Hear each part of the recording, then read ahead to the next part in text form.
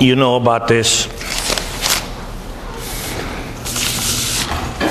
If any of you still need to give me a note in order to take the exam earlier tomorrow, please do so.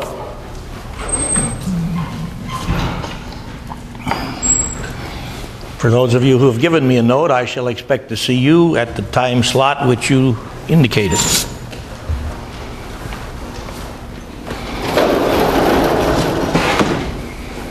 Now, let's finish up the stuff for which you're responsible on exam 3.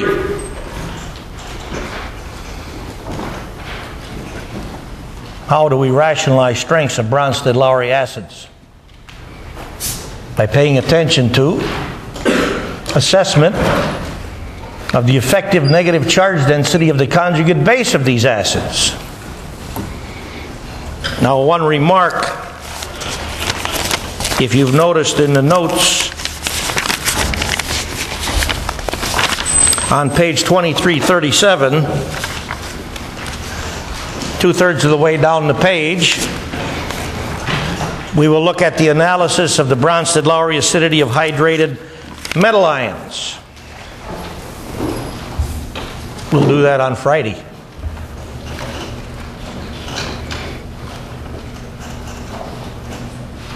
Are we seeing what I'm talking about?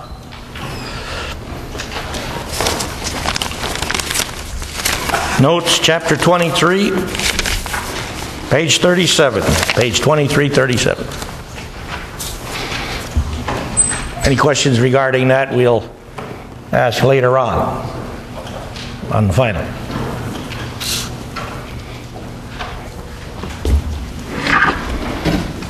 Regarding this issue, we've been assembling a bag of tricks, so to speak.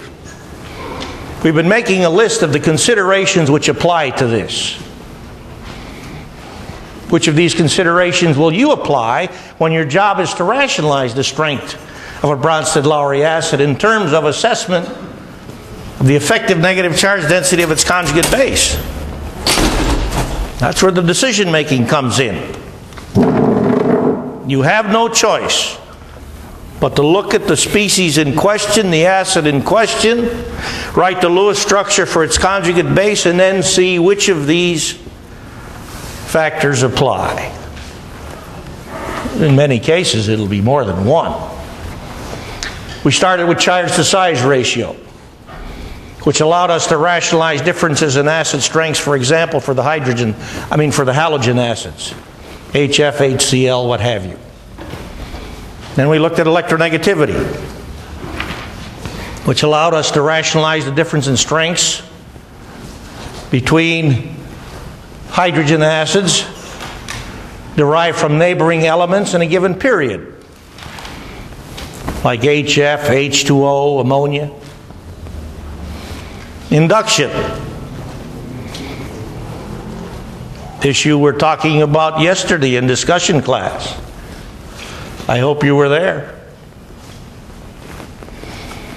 Atoms of appreciable electronegativity can contribute to the stabilization of negative charge density for a conjugate base after the parent acid lost H plus and became the conjugate base, provided that the atoms of appreciable electronegativity, like chlorine or oxygen or fluorine in particular, are in close proximity to the site of negative charge. That means when you look at the skeleton for the conjugate base and look at where the negative charge is developed, how far away are these atoms that are of appreciable electronegativity? Because that matters. So, for example, yesterday, just as a reminder,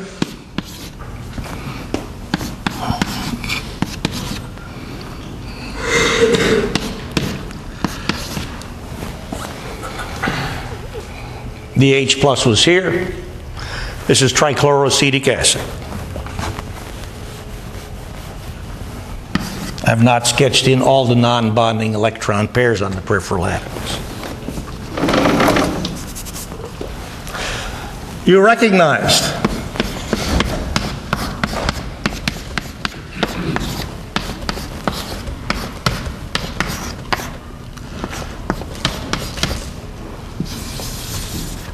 Well, let's go to the acetate ion. This is derived from acetic acid. Structurally, these things are identical. Compositionally, the difference lies in the peripheral atoms connected to this left side carbon atom. The negative charge has been developed on this oxygen atom. The negative charge is stabilized by resonance. That applies to both of these anions. Well, if these chlorine atoms have no stabilizing effect on this negative charge, these bases will be of the same strength because of their structural identity. But what do we find out? This base is much weaker and much more stable than that base. Conclusion, as if by magic, these chlorine atoms exert their electronegativity effect through this covalent bond skeleton to help stabilize this negative charge. It's rather like smearing it this way toward these atoms of appreciable electronegativity. The smearing effect is greater if these are fluorine atoms, because fluorine atoms are more electronegative than chlorine atoms. This stabilizing effect is also contributed to not just by resonance, but by the fact that these oxygen atoms have appreciable electronegativity. Here, resonance and these oxygen atoms, that's it. Because hydrogen atoms are of lower electronegativity even than carbon. So these will not provide, by induction, any stabilizing impact on that negative charge density. This accounts for why this thing is a much weaker and more stable base than this thing, which accounts for why trichloroacetic acid, that's what we get when we put the H plus back, is a good deal stronger acid than that. But again, as noted yesterday in discussion class,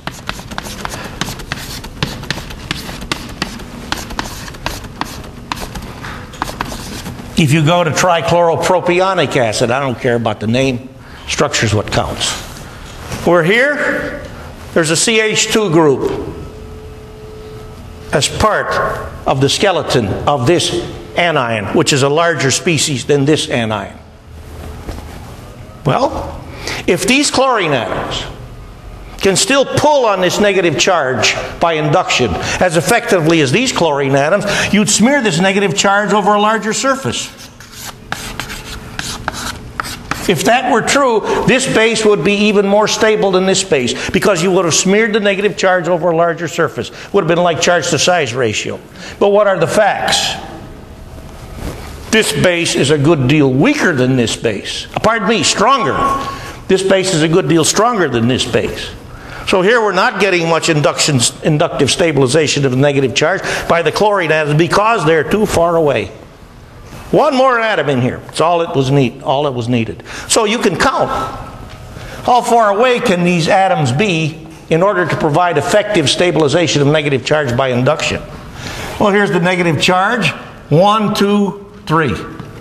Here we go to 4, and inductive stabilization falls off significantly. All right? So that talks about 4. 5, orbital electronegativity. We've already talked about that. And then 6, which you got at yesterday, resonance. Here again, stabilization of negative charge by resonance is shown by each of these anions. Have you recognized that the way to write a resonance form is to take the negative charge,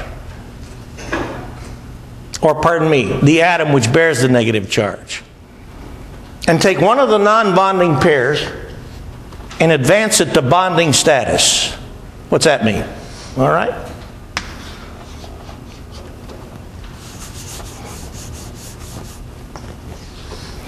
Now when you do this, and again assess formal charge, the formal charge on this oxygen has now been reduced from -1 to 0. But you have to be on your toes Because after having done this, you have to recognize this carbon atom is now in an electron environment, which is impossible. 1, 2, 3, 4, 5, 6, 7, 8, 9, 10 valence electrons for this carbon. That's not possible for any period 2 atom. Because the maximum valence electron capacity for a period 2 atom is how many electrons? 8. So this is not acceptable as it stands. So we continue this electron pushing process to show you how the negative charge winds up migrating to this oxygen atom. So we've now shown you the 2 resonance structures for the acetate ion. Nitrate ion.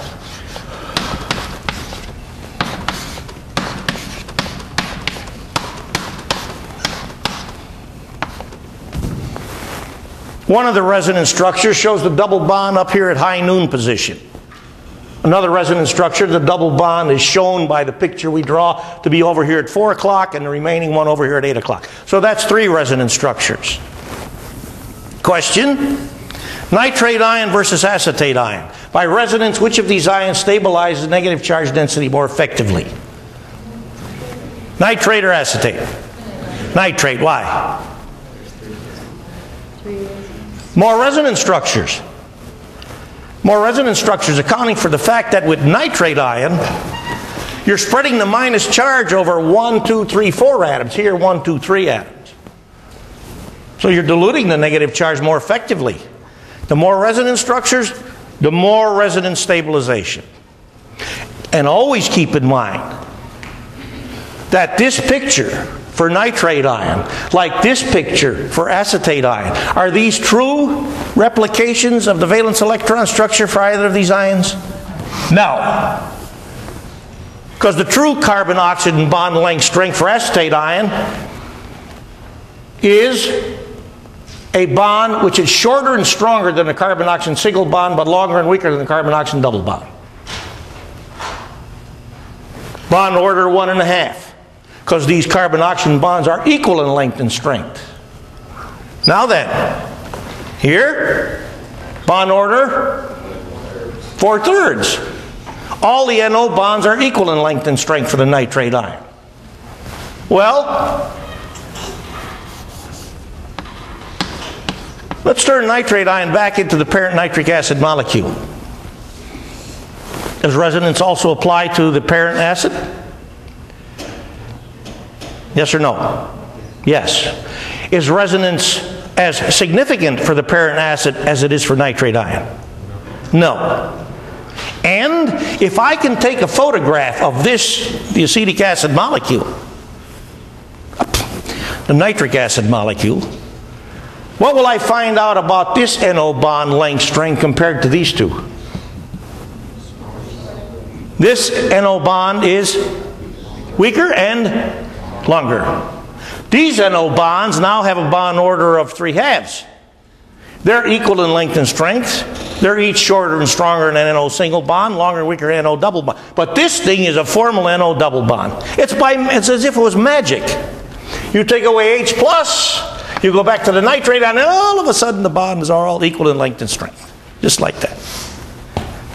And it is observations like this of properties of species that we know resonance is real. That's why it's important, especially in organic class. Because in organic class, you're going to find a whole slew of organic molecules which have this wonderful valence electron stabilization property known as resonance.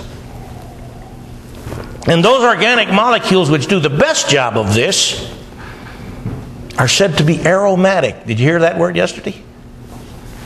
Aromatic. Right here.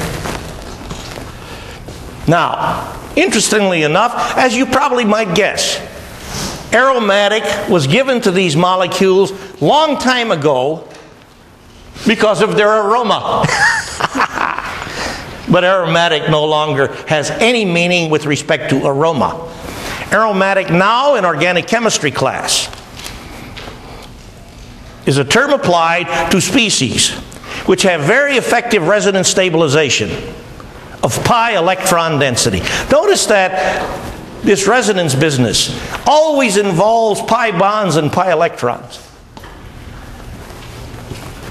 And with this, a very smart guy by the name of Huckel invented a rule. Huckel's rule. There it is.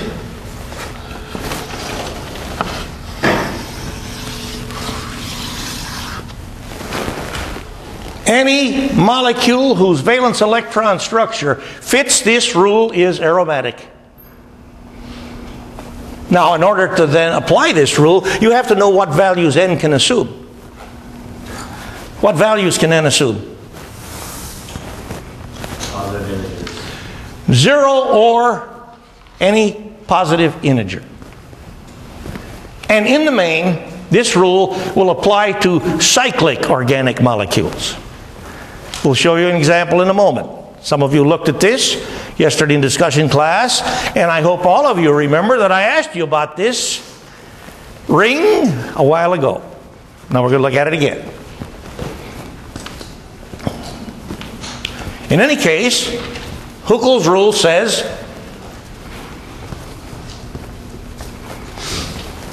two pi electrons when N is 0 for a cyclic molecule, aromatic.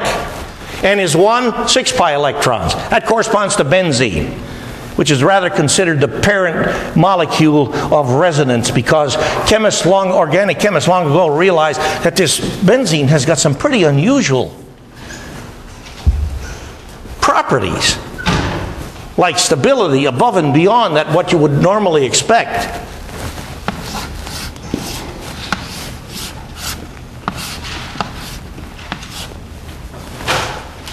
You've seen this, haven't you? Benzene. Now, at every one of these carbon atoms, there's an H.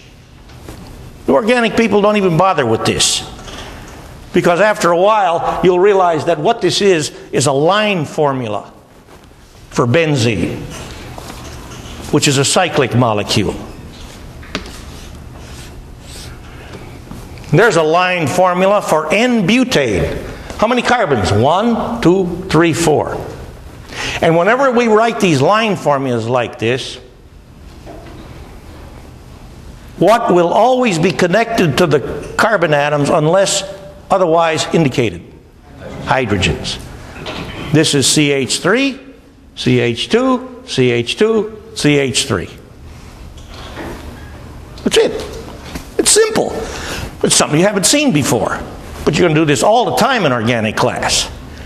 Organic people aren't going to take the time to write CH3, CH2, CH2, CH3. Hell, they're going to do this, boom, and you're expected to know it. And it's easy. You just need to get a little bit familiar, and I've already introduced you to this. So the degree of, so you're learning, so you're becoming familiar shouldn't be too difficult.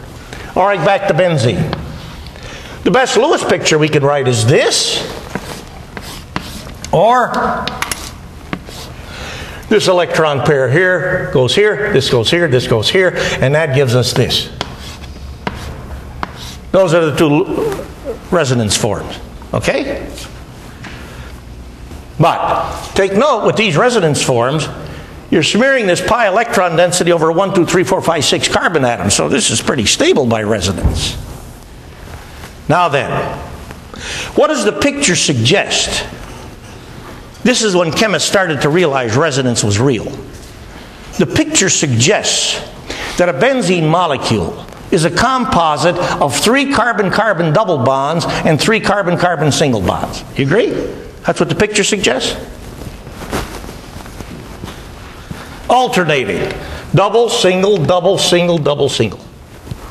So, when chemists learn how to measure bond strengths, they measured the strength of carbon-carbon single bond, like for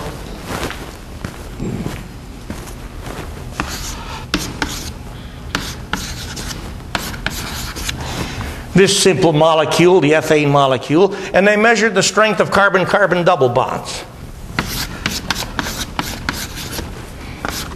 Like for this simple molecule, the ethene molecule. Okay? Carbon-carbon double bond, now we know the strength. Carbon-carbon single bond, now we know the strength. And we see the obvious similarity here because these carbons are all connected to H's like these carbons. And so they took 3 times a double bond strength and 3 times a single bond strength, and they compared that to the bond energy or bond strength for benzene. And what did they find out? They found out the benzene bond energy is greater. If you want to tear apart this double bond, you have measured the bond energy for a carbon-carbon double bond. And when you tear these bonds apart, you tear them apart homolytically. Not surprising because the bond is connecting like atoms. Here, carbon-carbon single bond. But when they tore apart a benzene molecule by breaking all the carbon-carbon bonds, they found out it cost them more than 3 times a carbon-carbon double bond added to 3 times carbon-carbon single bond. And they gave this energy difference a name. They called it resonance energy. It's the extra stability given to a molecule like benzene, which has resonance, that goes above and beyond simple sigma and pi bonds.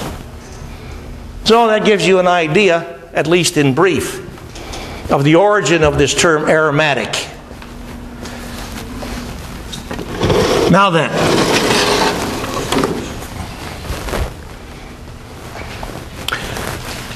see this molecule? What is this? What do you think this means?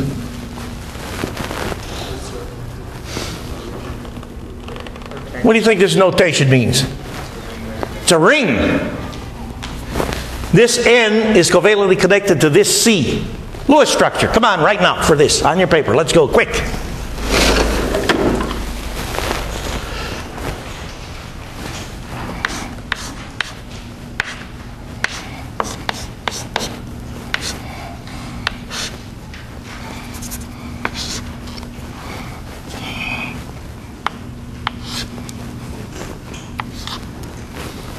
I did it there.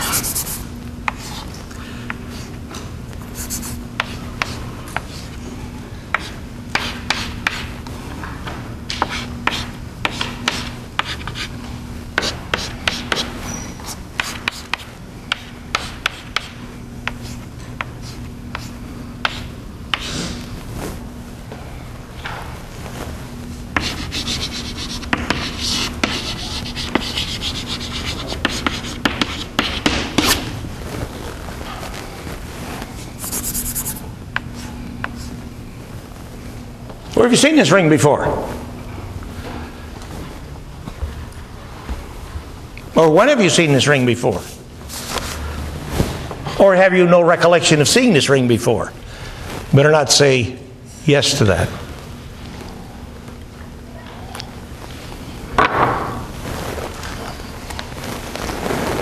Remember the start of chapter 22 on electrochemistry? When we showed you how to parcel electrons in order to get at the best way to get oxidation numbers? And found out that this ring is part of the structure and composition of the histidine molecule. You can look back in the notes if you don't remember this. Is this ring aromatic? Does the Huckel rule apply? Now then, we got to show you something else. Because at first glance, you would probably say there are, for this ring, how many pi electrons? Pi electrons, how many? 4. Right? 2 pi bonds, 4 pi electrons. You got to be careful. We're talking about number of electrons or number of bonds, okay? But it is true that this ring has 6 pi electrons. Uh-oh! How can that be? So we're going to write a question. When is an atom sp2 hybridized? And why is this important? Whoops. Just a second. I forgot my models.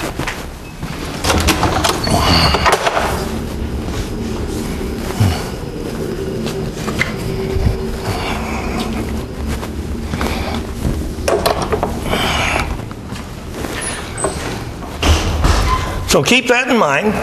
We'll get back to it in a moment. And let's go back to something which you all talked about based on the information I got from the discussion instructors yesterday in discussion class. The relative acid strengths of, where the hell did I put it? There we go. Consider relative Bronsted-Lowry acid strengths of nitric acid and chloric acid.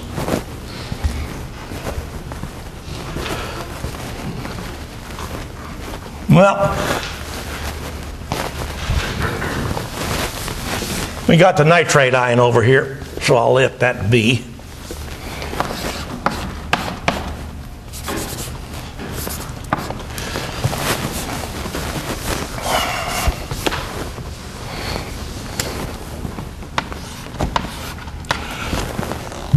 We wish to compare the Bronsted acidities of these two acids. Nitric acid, chloric acid. Now, chloric acid is not in our table, acid-base table, so you can't use that information. So you've got to play this game.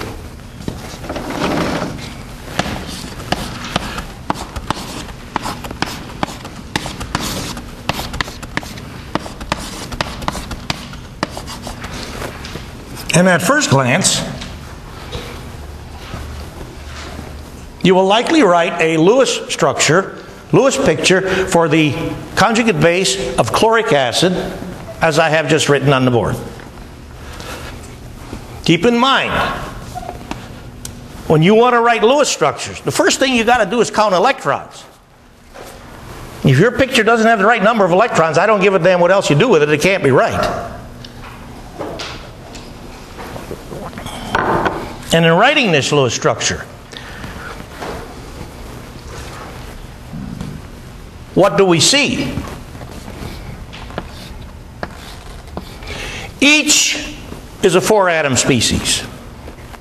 Each has a central atom of appreciable electronegativity. Each has 1, 2, 3 peripheral oxygen atoms, each of which stabilize negative charge density effectively by induction.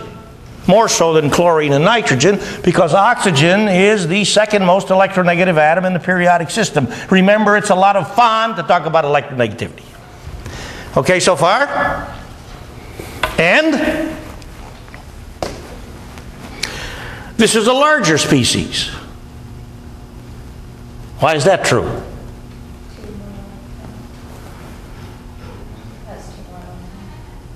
Why is this a larger species? Why is this a larger species? Because chlorine's bigger than nitrogen. Isn't it? How about that? So this is a larger species. And if you remember that one of the constructive devices that you use to analyze Lewis structures is formal charge analysis. You look at this Lewis structure and you see as it stands, we're all single bonds. Each oxygen for this Lewis structure is -1. And the chlorine for this Lewis structure, the central atom chlorine, is +2. And you learned in 2045, I hope, that if you can rewrite a Lewis structure so as to not change the bond structure, but in so doing minimize formal charge distribution, likely you will have written a better representation of the true valence electron structure for the species in question. Can I write another Lewis structure for this thing which keeps the bond structure as it is, but minimizes formal charge distribution? Hell yes. These are all negative formal charge atoms. This is positive formal charge atom. So I'll take any one of these negative formal charge atoms and start moving non-bonding electron density to bonding status, because that's going to reduce formal charge. Let's go here first. That'll make this a 0. This a double bond. And now this is +1. Hey, this is smaller formal charge distribution. Well, let's play this game again.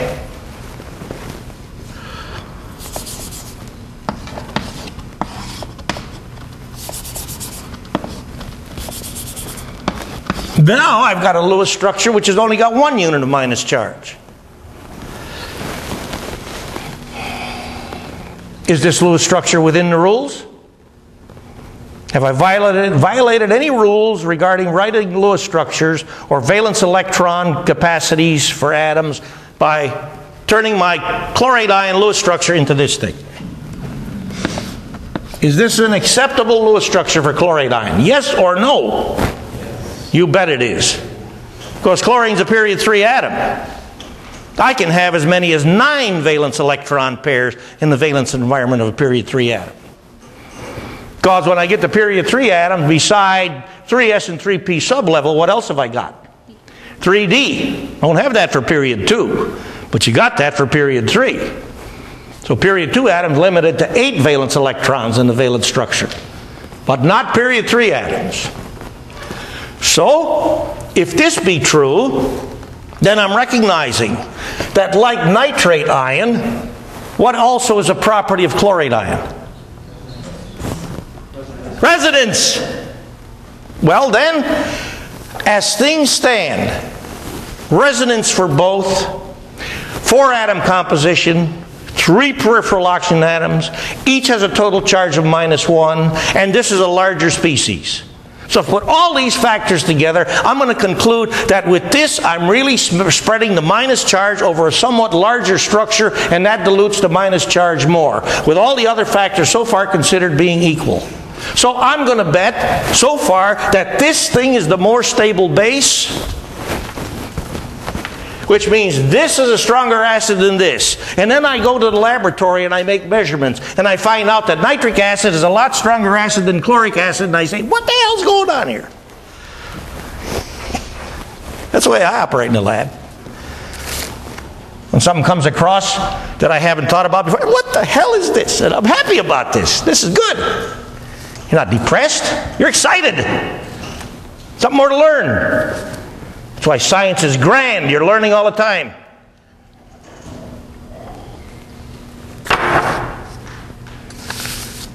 I'm happy to tell you folks, like I tell all my classes, that you're looking at a really happy guy. Not just because of my wonderful wife, and she is. In December of 1980, pardon me, 1979, I sat down. I was writing my first set of lecture notes, because that January I was going to start to teach this stuff at Santa Fe College. And as I was writing these notes, I said, I expect I'll be doing this now for the rest of my life. Because it was in me. I wanted to do this. And I said, what happens if this gets to be boring? Because I'm going to be doing this time and again. That was my only worry, my only concern of a negative nature. And what did I come to discover? Every time I go through this, I learn more about it. I learn different ways to present it. And so, every time I go through this, I like it more than I did it before. And then poor folks like you have to bear with this madman who wants to share with you every damn thing that he knows about chemistry in the time that I have with you, and that is true. I want you to have to spend 40 years plus to get at the stuff which has taken me many, many years to get, mainly because it was A, never taught to me, and B, because these damn stupid general chemistry books are trash. I'm glad that I don't have to make that remark about textbooks like organic books and some analytical books. Those are wonderful books. You can learn organic chemistry by reading the damn book and thinking. From general chemistry books, what you get is a big glob of goop in your head. So back to this. I says, well, now what the heck feature of these species have I not yet paid attention to? What is it? What is the feature of these two species which as yet we haven't considered? Hybridization.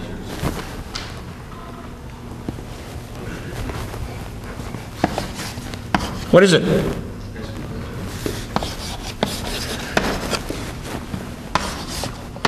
What is it?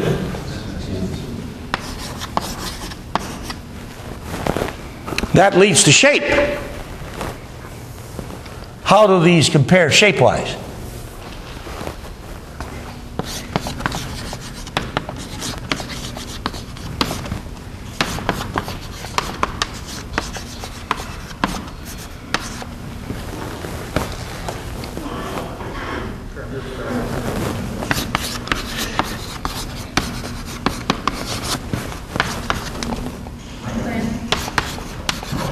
I'll just write plane. So why should this make a difference? And then you start scratching your head about fundamental aspects of hybrid orbitals and the fact that we're considering pi bonds and resonance. And you realize, you did this in 2045. If p orbitals are going to effectively pi bond with each other, how must the p orbitals be oriented in space with respect to each other? 1 second. Let me get these p orbitals out here. Get out here, p orbitals.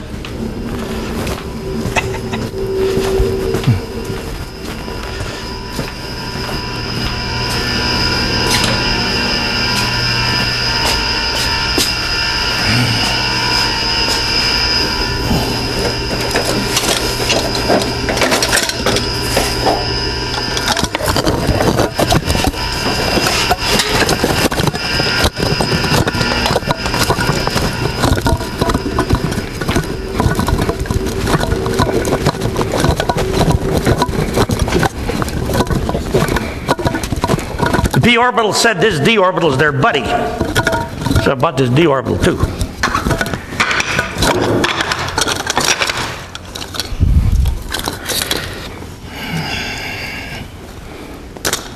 If these p orbitals meet each other in this fashion, and this lobe overlaps with this lobe, gotta use my nose now, I'm out of hands. What kind of bond do I make? Sigma.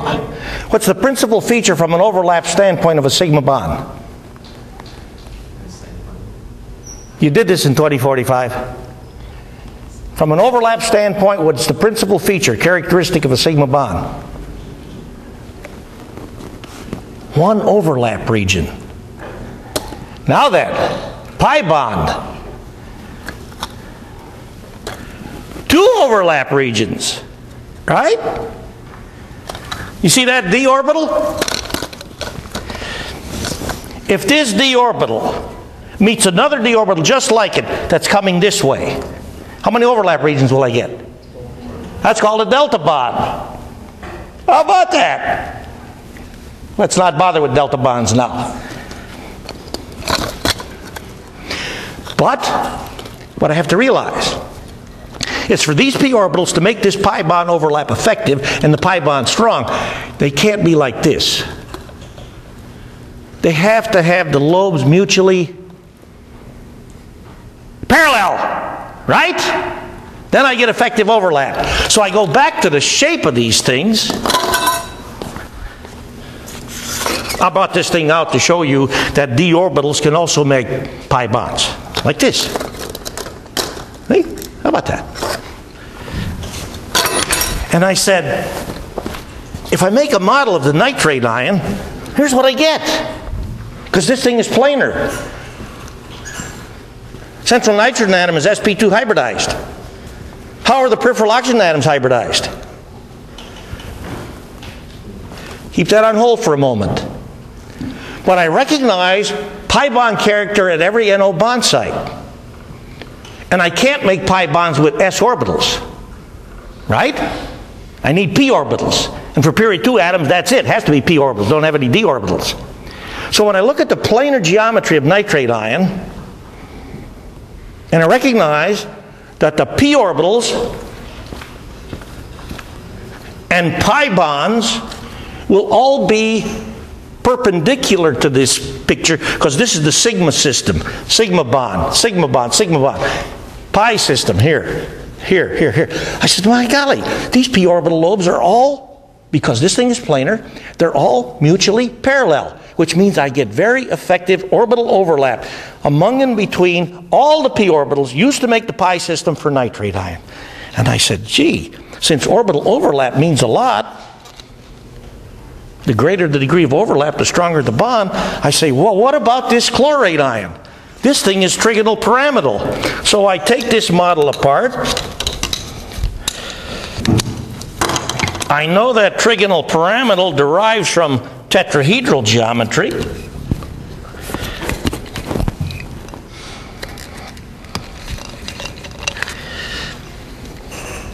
And I remake my model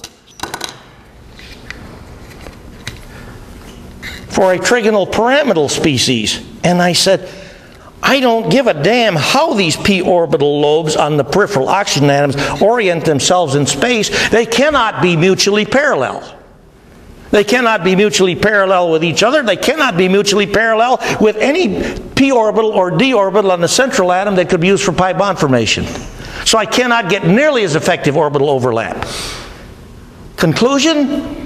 Do I have nearly as effective resonance for this non-planar pyramidal, trigonal pyramidal species chlorate ion as I do for nitrate ion? No way. And therein lies the difference, which goes back to what we're getting at over here about when is an atom sp2 hybridized and why is this important? Well, you see these atoms? Statement.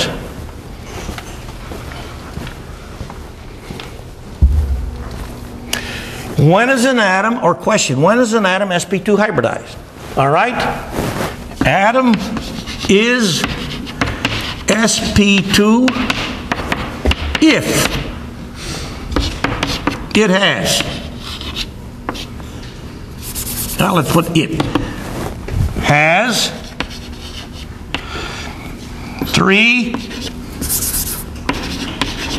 sigma bonds and 1 pi bond.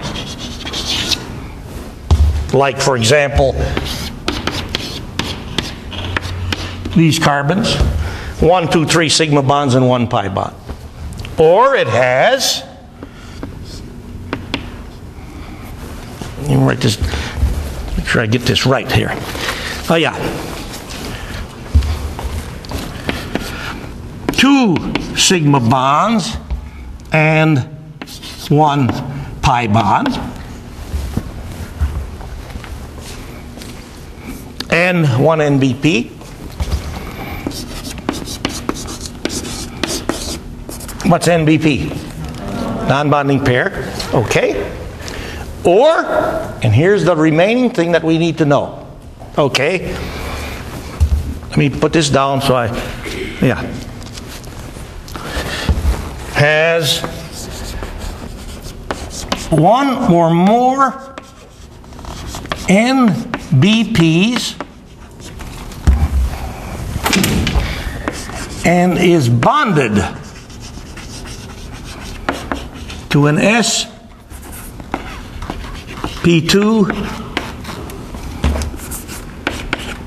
atom.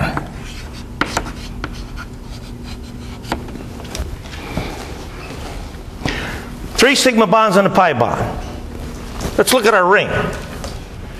Look at this carbon. 1, 2, 3 sigma bonds and a pi bond.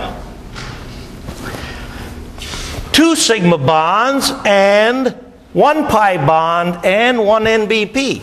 Look at this end. Sigma, sigma, pi, NBP. Okay? But likely you'd look at this Lewis structure and identify this as sp2 hybridized. And identify this as sp2 hybridized, because you've played this game before. But what about this guy? You see this last category? 1 or more NBPs and is bonded to an sp2 atom. Because when you look at this, you would likely, based on what you have known to date, pick this to be an atom with 1, 2, 3 sigma bonds and a non-bonding pair, and picked it to be sp3. And oftentimes such an atom is sp3. But not in this case, because this atom is bonded to this carbon, which is sp2, and this carbon, which is sp2. So, if I'm looking at an atom with 1 or more non-bonding pairs, and is bonded to an sp2 atom, that atom too is sp2. We'll show you in a moment.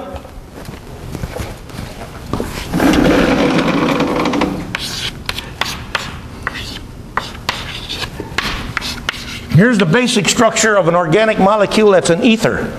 The simplest ether, dimethyl ether. If I wanted you to know that stuff, I'd write it down. The question is this atom sp2 or sp3? It's got non-bonding pairs, but it's bonded to sp2 or sp3 atoms? sp3. So this thing is sp3. But how about this one?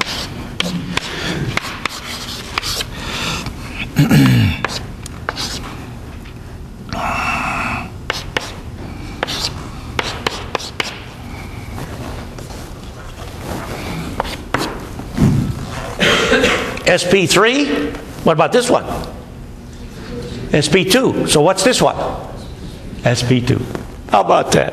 And it all is a consequence of such an atom being able to participate in pi bond formation, because a legitimate Lewis structure for this thing is, I imagine this non-bonding pair becomes bonding pair.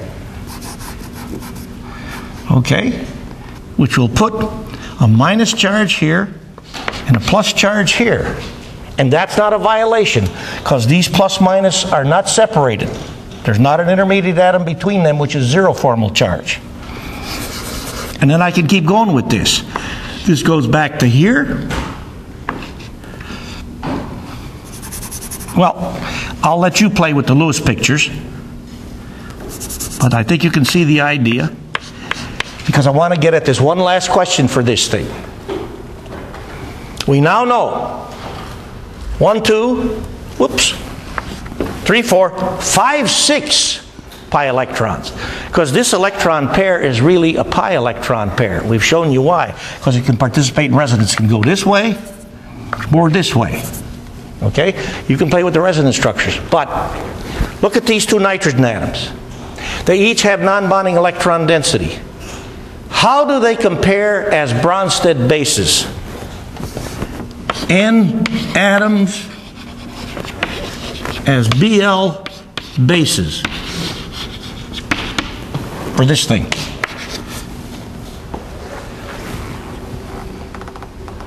How will these nitrogen atoms compare as Bronsted-Lowry bases from a strength standpoint?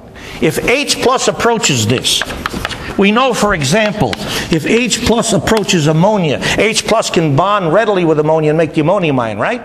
Okay. Can H plus approach this and bond readily with this? Can H plus approach this and bond readily with this? How do these N atoms compare as Bronsted bases? The answer is, this N atom, it's much more basic than this N atom. Because this non-bonding pair is not really a sigma non-bonding pair. It's a pi non-bonding pair. We've just shown you why. So this thing is tied up in the pi system. It's not available to make bond with H+. But this thing has already got a pi pair. This non-bonding pair is a sigma non-bonding pair. This is what we said over here. Sigma bond, pi bond, which makes this an sp2 atom with a sigma non-bonding pair. So H plus can readily bond to this nitrogen, but it can't readily bond to this nitrogen. Interesting, isn't it? We'll pick it up from this point next time. But that's